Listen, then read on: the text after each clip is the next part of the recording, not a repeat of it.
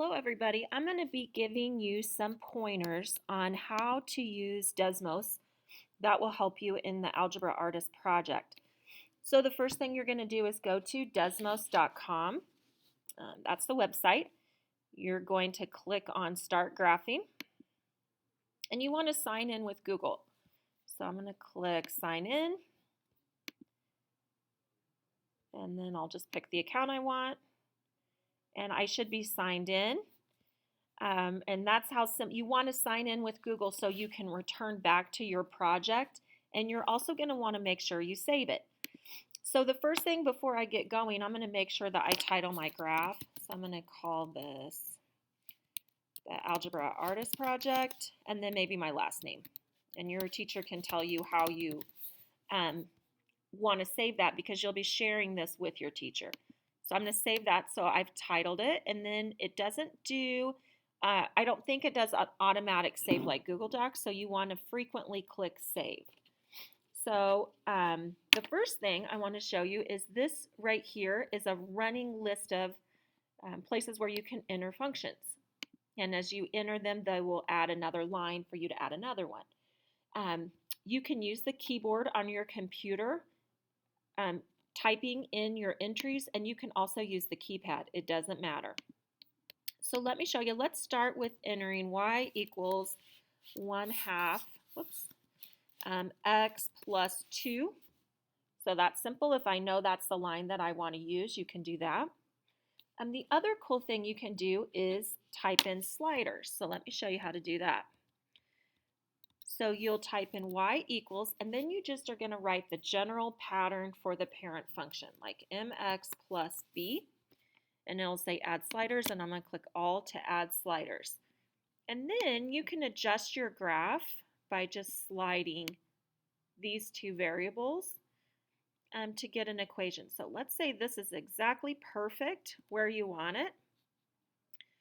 My suggestion to you is going to be to add a line and to type that function in.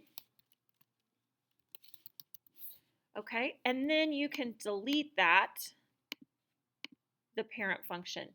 And the reason for that is once you have a slider with a variable like m and b or h and k, you cannot reuse those variables again. So I like to figure out what my function is, enter that function, and then delete the slider so I can use the sliders at another time. And let me just show you another example of that. So let's say I wanted to do a quadratic, x minus h. Now if you want, you can do caret 2 for squared, or you can use your keypad here and type in squared plus k. Now I have 3 sliders here, and I can move that parabola all around. Let's see, I kind of maybe like it like that. Okay.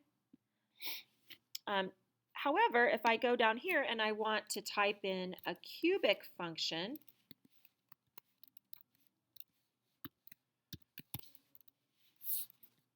you're going to notice I'm not going to get sliders, and that's because my sliders are dedicated to this function up here. So I would need to retype this function in, and then I could reuse a, h, and k, or your other choice is to just pick different variables, maybe a b, a p, and a q. I just made those up, and now my sliders are available. But once you've designated a slider, you can't repeat that variable again, just so you know. The next thing I want to talk to you about is restricting the domain. So let's make, I didn't really mean to delete that parabola, but let me just make a new one really quick. Let's say that I wanted to cut off the function from, I just want to make like a skateboard ramp. So from 0 up to 6, I wanted to restrict the domain on that. So what I'm going to do is outside of this, outside of my function, maybe I'll go ahead and type those in. And then I'm going to make my h 2.3 so I can reuse h and k again. K was 0. I can delete those sliders. Outside of here, I'm going to put in a curly bracket. To get to the curly bracket, you're going to type ABC, curly bracket. And then I'm going to restrict my domain from 0, go back to the other side of the keyboard, less than or equal to x, less than or equal to 6. and then I've restricted the domain. Okay? So you can restrict the domain. You can also restrict the range. Let's say I want to cut off this purple line from 0 up to 4. I just want this line segment right here. I'm going to put in a curly bracket, and I'm going to do 0 less than or equal to, but now since I'm doing the range, I need to put in y less than or equal to, what did I say, 6? There you go. So that's how you can restrict the domain and the range. You can also change the color of the line. So let's say I didn't really want purple. You can make a dash line or a dotted line, and you can also change the color. So that's how you do that. You just press and hold that button off to the side. So press and hold that, and then you'll get those options. You can also make an inequality. So let's say on this one right here, I wanted to make this greater than or equal to. I go down to my keyboard and type that in, and it shades all the way above. Okay.